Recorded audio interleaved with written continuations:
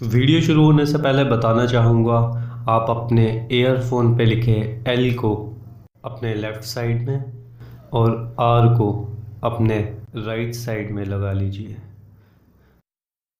Texas के एक छोटे से टाउन का रहने वाला थॉमस, जिसके 12th का रिज़ल्ट आया और उसने उसमें काफ़ी अच्छे मार्क्स अचीव किए थे और उसके पेरेंट्स ने उसके अच्छे मार्क्स देखते हुए उसे ग्रेजुएशन के लिए शिकागो भेज दिया।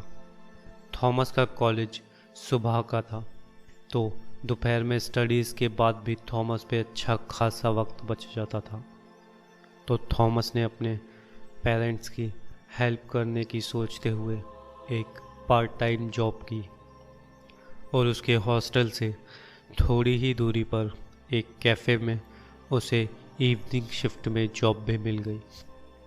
आज न्यू ईयर नाइट थी।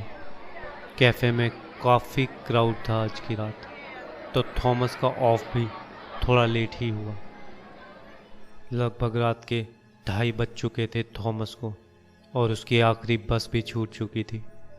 तो थॉमस ने वहाँ से पैदल जाने के लिए ही सोचा। उस पूरी सड़क पे बस 2 ही आवाज़ें सुनाई दे रही थी, पहली थॉमस के कदमों की और दूसरी उन सर्द हवाओं की जो थॉमस के लेदर जैकेट के अंदर घुस रही थी। थॉमस काफ़ी दूरी चलने के बाद थोड़ा थक गया, तो एक बस स्टॉप पर जाकर बैठा। थॉमस ने अपने ईयरफोन्स बैग से निकाले और वहीं बैठकर गाने सुनने लगा कि कुछ देर बाद एक आदमी जिसने काफ़ी गंदे कपड़े पहने हुए थे उस बस स्टॉप के किनारे खड़ा होकर थॉमस की ओर घूर रहा था और कुछ देर बाद वो उसी बेंच पर आकर बैठ गया जिस पर थॉमस बैठा हुआ था और अभी भी लगातार वो थॉमस को घूरे जा रहा था। थॉमस ने अपने कान में से ईयरफोन निकाली और उससे पूछा, Are you okay? तो इस पर उस आदमी ने एक अजीब ही आवाज़ में जवाब दिया, Why bus is so delayed? उस आदमी की इस तरह की आवाज़ सुनकर थॉमस थोड़ा घबरा गया और जवाब दिया I don't know. Maybe it's breakdown or और something. थॉमस ने वापस अपना ईयरफोन लगाकर गाने सुनने लगा।